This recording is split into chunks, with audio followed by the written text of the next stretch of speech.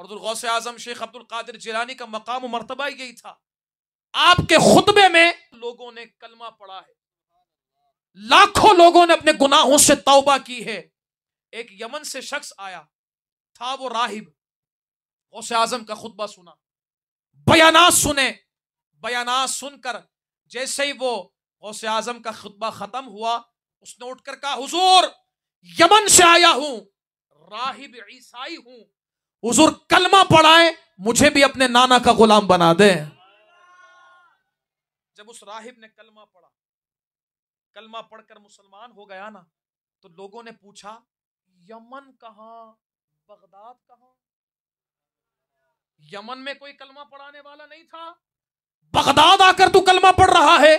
उसने कहा, हुजूर मामला पता है क्या है? का मामला यह है कि मैं हूं यमन का रहने वाला और था राहिब, लेकिन इस्लाम की मोहब्बत मेरे दिल में पैदा हो चुकी थी। कहते वो मोहब्बत जब पैदा हो चुकी तो मामला कुछ ये हुआ कि मैंने कहा कि कलमा पढ़ूंगा, लेकिन उसके हाथ में जो सबसे अफजल हो। कहता मैं तलाश कर रहा था कि कौन है जो सबसे अफजल है, कौन है इस वक्त जो सबसे आला है। कहते इसी जुस्तजू में था कि मेरी आंख लग गई। कहते मेरी आंख लगी, हजरत ईसा अलैहिस्सलाम तशरीफ ले आए।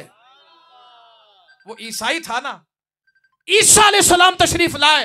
हजरत ईसा अलैहिस्सलाम जैसे तशरीफ लाए, उसने कहा, ए राहिब कलमा पढ़ना चाहता है, मुझे खुशी है, कलमा उस नबी का पढ़ जिस नबी को हम भी नबी मानते हैं।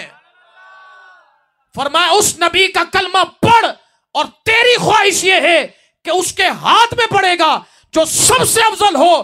फरमाया जा बगदाद, बगदाद में जाकर शेख अब्दुल कादिर जिलानी के हाथ में हाथ देकर कलमा पढ़, इसलिए कि इस वक्त रूए जमीन पर शेख अब्दुल कादिर जिलानी से अफजलो आला अल्लाह का कोई भी बंदा मौजूद नहीं है। हजरत ईसा अलैहिस्सलाम भी जिद की मनकबत को बयान करते हैं, उसे गौसे आजम कहा जाता है।